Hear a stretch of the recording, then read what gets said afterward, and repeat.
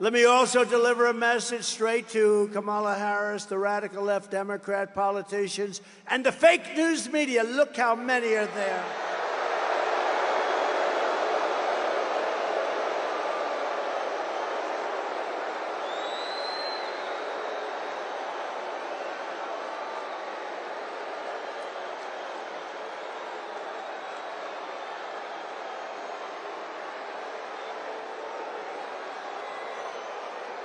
We've got to get our media back in this country. We've got to get them back.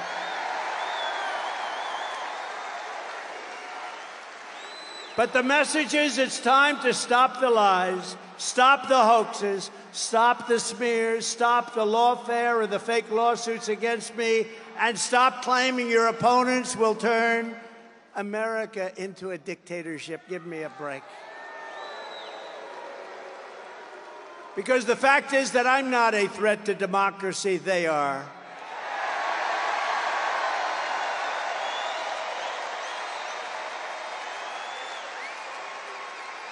They're doing things in politics that have never been done before in the history of our country.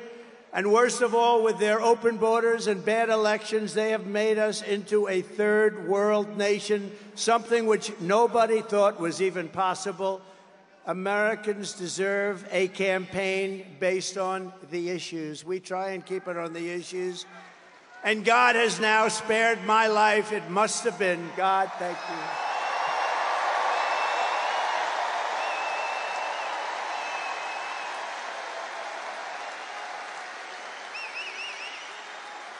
you. Not once, but twice.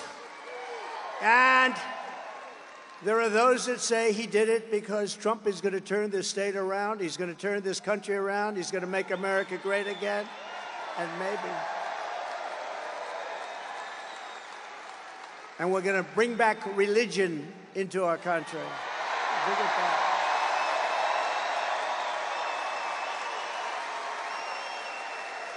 These encounters with death have not broken my will. They have really given me a much bigger and stronger mission. They've only hardened my resolve to use my time on earth to make America great again, for all Americans, to put America first. Going to put America first. Earlier today, I was honored to receive the endorsement of the rank-and-file membership of the Teamsters. I love the Teamsters.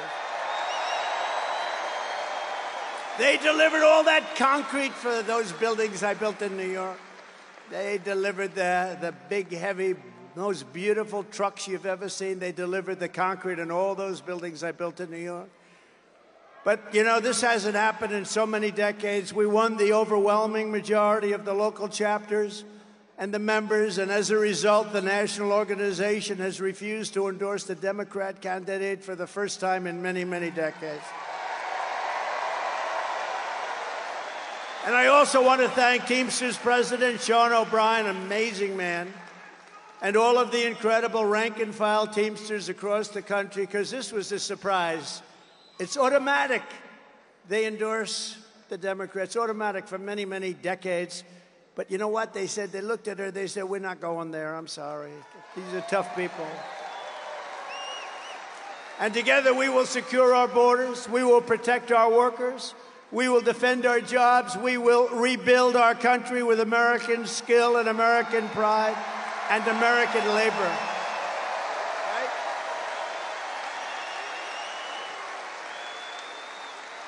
And just as a little side note, we should give them a round, especially because of what they and how they voted today. If they voted the other way, I wouldn't give them a round.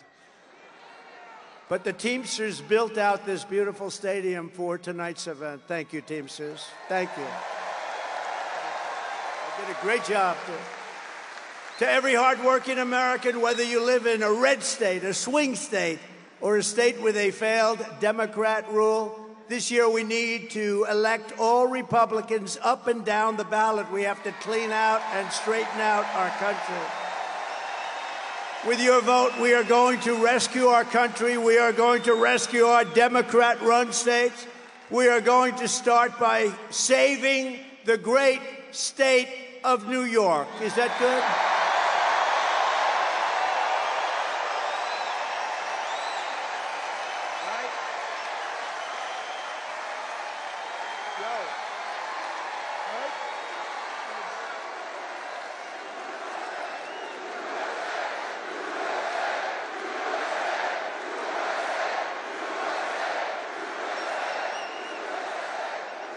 When I told some people in Washington, yeah, I'm going up to New York, we're doing a campaign speech, they said, what do you mean New York? You can't ever, nobody can win. Republicans can't win. I said, I can win New York, and we can win New York. We're going to win New York. And if you vote for me, I'm going to reduce your taxes, reduce your crime, and reduce your levels of stress, because you have a lot of stress. The only thing that I will increase are your incomes, and your love for your state will come roaring back again. Throughout American history, from generation to generation, New York has always set the standard for American life, and they have. It's been a high standard, too. Our cities were the center of business, arts, culture, our streets, ports, waterways, and they were the arteries of American commerce. They were absolute arteries. And our towns like Uniondale, Levittown, Hicksville, Huntington, these were great, great towns where you grew up and you loved and you stayed. But look at what has happened to New York and the other states, all run by radical left Democrats, every single one of them. Our heavy industries have exported overseas, and our middle class has been eviscerated, right here at home, been eviscerated. Housing costs are out of control. Inflation has cost a typical family $28,000. Think of it, in less than 4 years, $28,000.